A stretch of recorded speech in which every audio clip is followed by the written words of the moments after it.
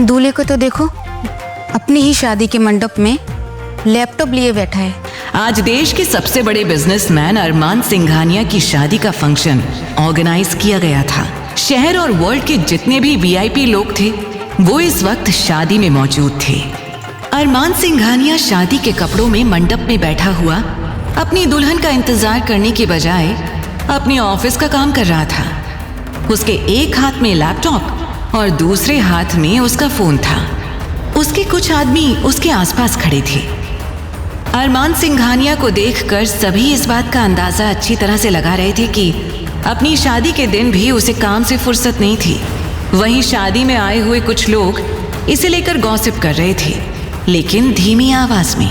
पर मुझे ये बात समझ नहीं आ रही कि अरमान ने एक गरीब फैमिली की लड़की के साथ शादी करने का फैसला क्यों लिया, क्योंकि इसके इतना अमीर, हैंडसम, गुड लुकिंग पूरे शहर में नहीं है। ये चाहे तो एक से बढ़कर एक अमीर लड़की इसके साथ शादी करने के लिए तैयार है। तो ये सोच के हैरान हो कि अरमान शादी के लिए मान भी कैसे गया। तुम्हें याद नहीं, 1 साल पहले एक मॉडल ने भरी महफिल में अरमान को प्रपोज कर दिया था, तो उसने बिना किसी की परवाह किए उसका पूरा कैरियर, उसकी पूरी ज़िंदगी बर्बाद कर दी। और वो लड़की कौन है जो अरमान सिंघानिया से शादी के लिए तैयार हो गई? अब जो भी हो, हमें क्या, धीरे से बात करो। अरमान या उसकी फैमिली हमें बात करते सुन लेना तो हमारी भी लाइफ बर्बाद कर देगा। अरे विवाह का शुभ मुहूर्त निकला जा रहा, दुल्हन को बुलाइए। बुलाइए ना बिटिया को। हाँ। अब दुल्हन को बुलाने वाली बात सुनकर सामने खड़ी हुई एक औरत जल्दी ही 2-3 लड़कियों को लेकर दुल्हन के कमरे की ओर जाने लगी। लेकिन जैसे ही वो दुल्हन वाले कमरे की ओर बढ़ी, दुल्हन के पापा ने तुरंत ही उनका रास्ता रोक लिया। आई एम सॉरी, आप लोग दुल्हन को लेने जा रहे थे क्या? आप लोग यहीं पर रुकिए, मैं अपनी बेटी को लेकर आता हूँ। थोड़ी तैयारी बाकी है ना, आप लोग रुकिए। ऐसा कहकर उन्होंने बात टाल दी और वापस से लड़कियों को शादी के मंडप की ओर भेज दिया। उन सब से कुछ दूरी पर खड़ा एक बूढ़ा आदमी बड़ी ही हैरानी से ये सब कुछ नोटिस कर रहा था। वो शख्स कोई और नहीं बल्कि अरमान सिंघानिया के दादाजी आलोक सिंघानिया थे, जिनके कहने पर ही अरमान सिंघानिया ये शादी कर रहा था। और क्योंकि उनकी आखिरी ख्वाहिश यही थी कि वो अपने पोते की शादी अपनी आंखों से देख सकें, इसलिए आलोक सिंघानिया ने अरमान की शादी तय कर दी थी। और शादी के लिए उन्होंने अपने ही ऑफिस में काम करने वाले एक क्लर्क मिस्टर मनोज मल्होत्रा की बेटी को चुना था। मिस्टर मनोज मल्होत्रा की बेटी का नाम प्रियंका था। प्रियंका को अरमान से मिलाया गया था और उसे बताया गया था कि अरमान की शादी प्रियंका से ही होगी। प्रियंका ज्यादा खूबसूरत नहीं थी, लेकिन वो किसी और से प्यार करती थी। साथ ही साथ उसकी जिंदगी में अपने कुछ सपने थे। वो जिंदगी अपनी शर्तों पर जीना चाहती थी। लेकिन जितना उसने अरमान के कारनामों के बारे में सुना था, उसके बाद से उसे अरमान से काफी ज्यादा डर लगने लगा था। अरमान को लड़कियों से एक तरह से चिढ़ थी, और ये चिढ़ क्यों थी, इसके उसके अपने रीजंस थे।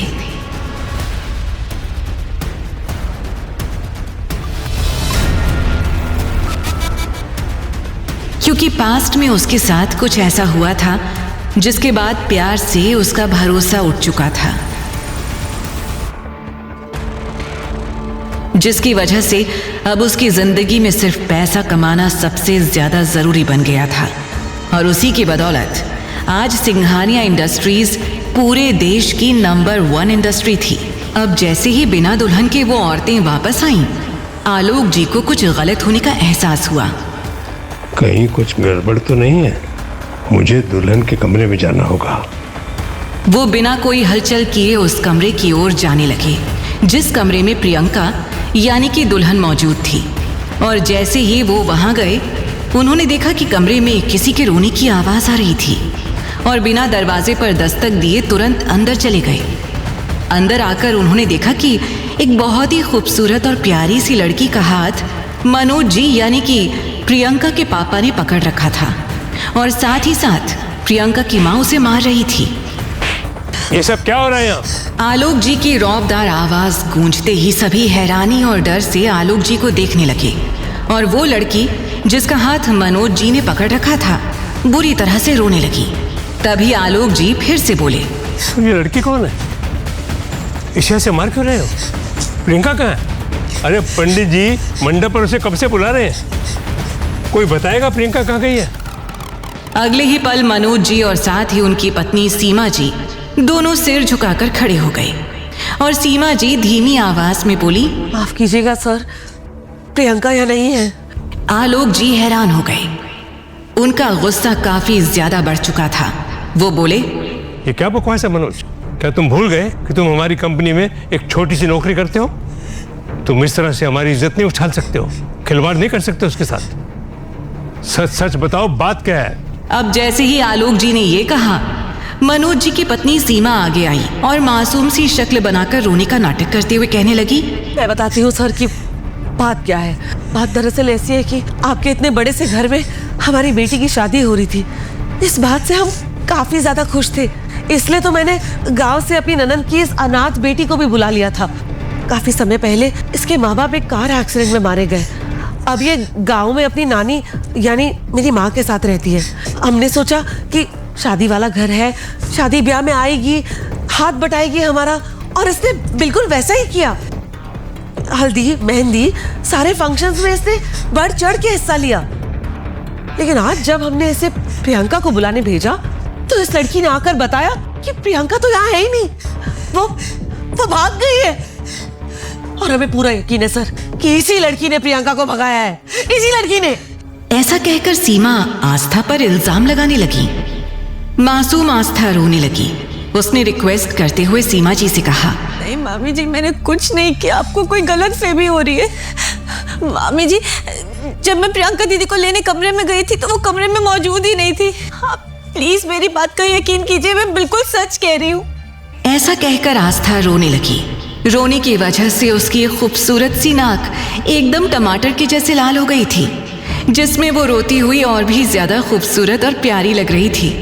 तभी आलोक जी मनोज और सीमा पर गुस्सा होते हुए बोले, मुझे कुछ नहीं सुनना है, ये शादी आज ही होगी।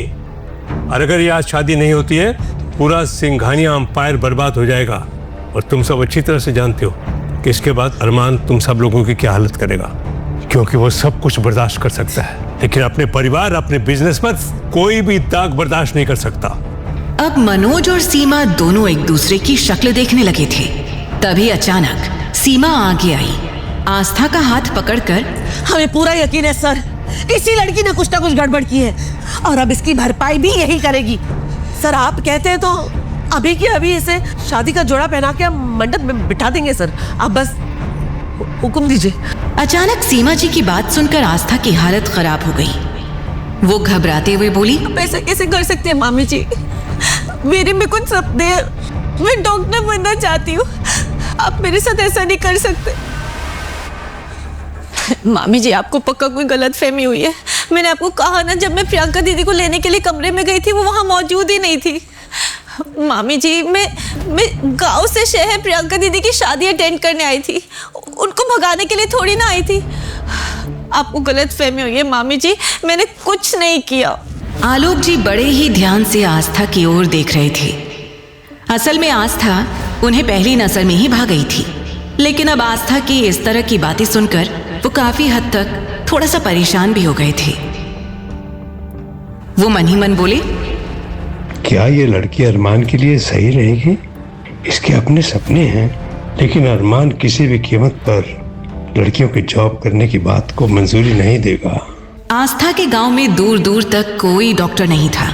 जब उसके माता पिता के साथ वो हादसा हुआ था और उनकी मौत हो गई, तब से आस्था ने कसम खा ली थी कि उसकी जिंदगी का इकलौता मकसद डॉक्टर बनना ही है। डॉक्टर बनकर वो अपने गांव में ही अपना एक छोटा सा अस्पताल खोलेगी। तो डॉक्टरी करना उसके नस नस में बस चुका था। लेकिन अब अचानक से शादी की बात सुनकर उसके आंसू रुकने का नाम नहीं ले रहे थे। तभी उसकी मामी आगे आई। ए लड़की, बनकर अपनी फालतू की बकवास। तू जानती है ना, अगर तूने ये शादी नहीं की तो हम कितनी बड़ी मुसीबत में पड़ जाएंगे, बर्बाद हो जाएंगे हम। अरे अरमान सिंघानिया जान ले लेगा हमारी, गोली मार देगा तेरे मामा को। अब तू देख ले तुझे क्या करना है।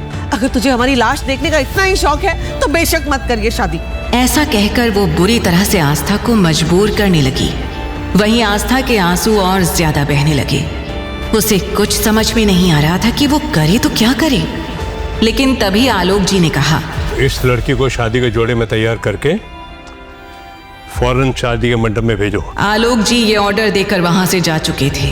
तभी अचानक उसके मामा वो रोते हुए बोले, आस्था बेटा, अब तेरे मामा की जान और इज्जत दोनों तेरे हाथ में है। हम पर ये एहसान कर दे, इस शादी के लिए हाँ बोल दे, क्योंकि अगर तूने शादी नहीं की तो अरमान सिंघानिया हम सबको जान से मार देगा। तू जानती नहीं है वो कितना खतरनाक है। उसके लिए किसी की जान लेना बहुत मामूली बात है। प्लीज हमारी बात मान ले, शादी के लिए हाँ कर दे। प्लीज प्लीज बेटा मान जा प्लीज। ऐसा कहकर वो बड़ी ही बुरी तरह से रोने लगे। अब क्या फैसला लेगी आस्था? आस्था के मामा अरमान से शादी करने के लिए उसे फोर्स कर रहे थे। वो बोले, अगर आज तुमने शादी नहीं की तो अरमान हम सबकी जान ले लेगा। बेटा मेरी बात मान लो, शादी के लिए हाँ कर दो। मामा जी, मैं ये शादी कैसे कर सकती हूँ? मेरी नानी का क्या होगा मेरे बिना? मनोज जी जल्दी से उसे समझाते हुए बोले, आस्था बेटा, तुम्हारी नानी मेरी भी माँ है। हमने तुम्हारा ध्यान रखने के लिए उन्हें वहां गांव में छोड़ रखा था। अब मैं उन्हें हमेशा के लिए वापस यहाँ पर ले आऊंगा।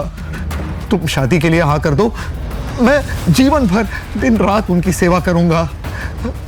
तुम्हें नानी के लिए परेशान होने की कोई जरूरत नहीं है। आस्था पर उनकी इन बातों का असर नहीं हो रहा था। वो अब भी शादी के लिए तैयार नहीं थी। मनोज जी ने उसे झांसे में लेते हुए कहा, देखो आस्था, बस कुछ दिनों के लिए शादी कर लो, उसके बाद कुछ ना कुछ करके हम तुम्हें अरमान की जिंदगी से निकाल लेंगे। बस बस आस्था, बस प्लीज कुछ दिनों के लिए ये रिश्ता निभा लो, कुछ दिनों के लिए ये शादी कर लो। प्लीज बेटा, प्लीज मान जाओ बेटा।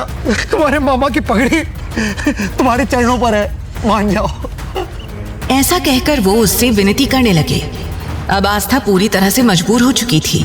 आस्था अपने मामा के पहली बार कॉल करके अपनी बेटी की शादी में शिरकत करने के लिए बुलाने पर खुशी से पूरे गांव में उछल रही थी। हालांकि आस्था की नानी ने उसे यहाँ आने से मना भी किया था। आस्था के कानों में एक हफ्ते पहले की अपनी नानी की बातें गूंजने लगी। बेटा, हम इस शादी में नहीं जाएंगे। ये मनोज अच्छा नहीं है, भले ही वो मेरा अपना खून है, मेरा बेटा है, लेकिन तुमने देखा वो शहर जाकर शहर का ही हो गया है। उसने कभी भी हमारी खैर खबर ली, कभी फ़ोन करके हाल चाल भी नहीं पूछा, कभी इतना भी नहीं कहा कि माँ तुम कैसी हो, मुझे तुम्हारी याद आती है। नहीं कहा।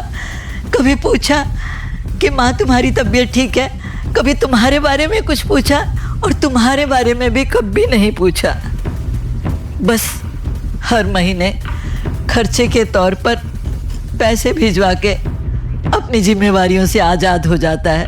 नानी के मना करने के बाद भी आस्था ने उनकी बात नहीं मानी, क्योंकि वो हमेशा से गांव में रही थी। उसने शहर की दुनिया, शहर का माहौल, वहां के कोई फंक्शन नहीं देखे थे। तब आस्था ने अपनी नानी को समझाते हुए कहा, नानी माँ, आप ऐसा क्यों सोच रही हैं? इतने सालों बाद मनोज मामा ने हमें बुलाया तो सही, अगर वो चाहते तो नहीं भी बुलाते। नानी माँ, उनकी इकलौती बेटी, आपकी इकलौती पोती की शादी है, प्रियंका दीदी की शादी है, हमें ज़रूर जाना चाहिए। अगर हम उनके खुशी में शामिल नहीं होंगे तो कौन होगा? नानी माँ प्लीज़ ना, मान जाइए, प्लीज़ प्लीज़ प्लीज़ मान जाइए। नानी चलिए ना, प्रियंका दीदी की शादी है, प्लीज़ नानी प्लीज़, बहुत मज़ा आएगा। जब आस्था ने अपनी नानी को बहुत समझाया, अच्छा ठीक है, चलेंगे हम शादी में। थैंक यू सो मच नानी, थैंक यू। और दोनों शादी में जाने के लिए निकल गईं। वो दोनों प्रियंका की हल्दी से 2 दिन पहले ही शहर में पहुंच गईं। शहर आकर आस्था ने शहर का माहौल देखा। वो बहुत खुश हो रही थी। हालांकि उसे डॉक्टर की पढ़ाई करने के लिए भी शहर में ही आना था, तो इसलिए आस्था ने सोचा कि वो शादी में जाएगी, साथ ही साथ शहर के रंग रूप, ढंग, शहर का माहौल देख लेगी। लेकिन एक दिन पहले फंक्शन के बाद रात के 2 बजे थे, जब अचानक आस्था की आंख खुली तो उसने देखा कि प्रियंका किसी से रो रो कर बात कर रही थी। तब आस्था को उस पर कुछ शक हुआ, लेकिन उसे अपनी नानी की कही हुई बात याद आ गई। नहीं, नानी ने मना किया है, मुझे किसी के भी मामले में नहीं घुसना है। और ना ही किसी के बारे में ज्यादा सोचना है। तो यही सोचकर आस्था चुप हो गई थी और उसने किसी से कुछ नहीं कहा। लेकिन किसी को अंदाजा भी नहीं था कि प्रियंका इस तरह से शादी वाले दिन शादी का मंडप छोड़कर भाग जाएगी। इसके बारे में तो आस्था ने दूर दूर तक कुछ नहीं सोचा था। एक एक कर सब कुछ आस्था की आंखों के सामने किसी फिल्म की तरह चलने लगा। उसने रोते हुए कहा, बेबस आस्था को शादी का जोड़ा पहनाया गया और उसके सिर पर लंबा सा घूंघट डाल दिया गया। अरमान को इस बात के बारे में दूर दूर तक कोई एहसास नहीं था कि उसकी शादी प्रियंका से नहीं बल्कि आस्था से होने वाली थी, जबकि आस्था को तो उसने आज तक देखा भी नहीं था। अब जल्दी ही आस्था को दुल्हन बनाकर अरमान के ठीक बराबर में बिठा दिया गया। अरमान सिंघानिया ने एक बार भी अपने बराबर में बैठी हुई दुल्हन की ओर देखा भी नहीं। उसका पूरा ध्यान उस वक्त अगर किसी चीज पर था तो सिर्फ और सिर्फ अपने लैपटॉप और फोन की स्क्रीन पर। वो एक भी पल शादी जैसी चीजों में उलझकर अपना काम बर्बाद नहीं करना चाहता था। वहां आलोक सिंघानिया के अलावा किसी और को इस बात के बारे में दूर दूर तक एहसास नहीं था कि दुल्हन बदल चुकी थी। जल्दी ही अरमान सिंघानिया ने फॉर्मेलिटी पूरी करते हुए 7 फेरे कंप्लीट कर लिए और साथ ही साथ आस्था की मांग में सिंदूर भर दिया और मंगलसूत्र भी पहना दिया। आस्था का दिल फट रहा था। अरमान सिंघानिया ने एक बार भी ये जानने या देखने की कोशिश नहीं की कि उसकी बीवी कैसी दिख रही थी। लेकिन जब वो आस्था को मंगलसूत्र पहना रहा था तब आस्था के आंसुओं की कुछ बूंदें उसके हाथ पर गिरी। तब जाकर अरमान को थोड़ा अजीब लगा और उसने एक पल के लिए शादी के जोड़े में सजी हुई अपनी दुल्हन की ओर देखा। लेकिन लंबा घूंघट होने की वजह से वो उसका चेहरा नहीं देख पा रहा था। मंडप के पास 4 लड़के अपनी नजर झुकाए खड़े हुए थे। उस शादी के हॉल में अरमान सिंघानिया के बाद उस शादी में सबसे हैंडसम चेहरा कोई था तो वो 4 लोग ही थे। उनमें से एक अरमान सिंघानिया का कजन ब्रदर और 3 बचपन के चाइल्डहुड फ्रेंड्स थे जो कि बहुत बड़ी बड़ी पोस्ट पर थे।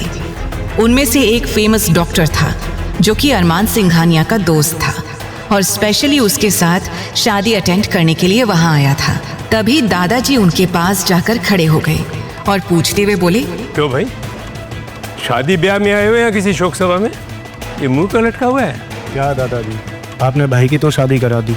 मेरा इकलौता दोस्त था वो, क्या क्या नहीं सोचा था मैंने उसकी शादी के लिए।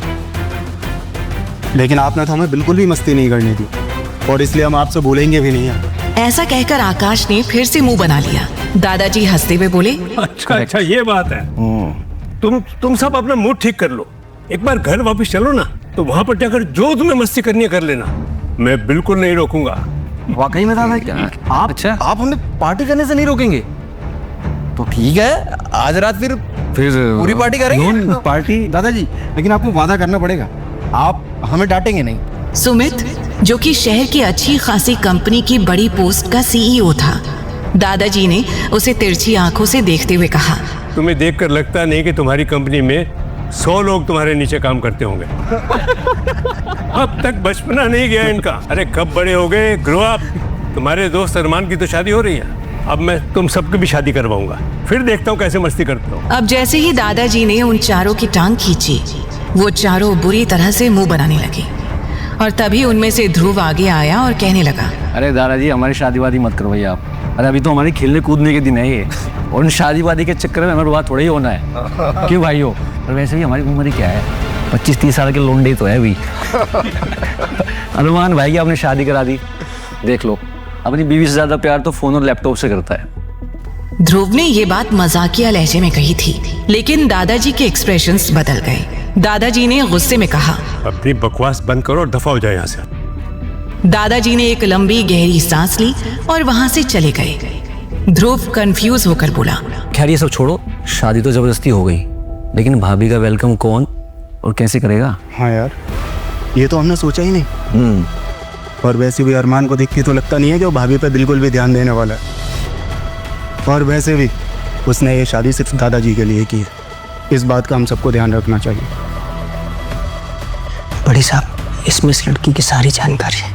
इधर आस्था के बारे में सभी चीजें जानने के लिए अरमान के दादू आलोक सिंघानिया ने उसकी पूरी जन्म कुंडली अपने हाथों में मंगवा ली थी। जैसे ही आलोक जी की नजर आस्था के माँ बाप की डिटेल्स पर पड़ी, जो कि एक्सीडेंट में मारे गए थे, तो आलोक जी के चेहरे के भाव बदल गए। पहले मैंने सोचा था कि इस लड़की को 2-4 दिन के बाद तलाक दिलवाकर आजाद करवा दूंगा, लेकिन अब नहीं। ये जिंदगी भर अरमान सिंघानिया की पत्नी बनकर ही रहेगी। दादाजी को ऐसी कौन सी बात पता चली है आस्था के बारे में, जिसके बाद वो आस्था को हमेशा के लिए अपने पास रखने के लिए मजबूर हो गए? और अरमान को जब दुल्हन बदलने की सच्चाई पता चलेगी, तब क्या होगा? क्या होगा इस शादी का अंजाम? आगे की कहानी जानने के लिए देखें अगला एपिसोड सिर्फ पॉकेट एफएम के YouTube चैनल पर। और तेरे इश्क में के सारे एपिसोड्स को सुनने के लिए डिस्क्रिप्शन में दी लिंक से डाउनलोड करें पॉकेट एफएम ऐप।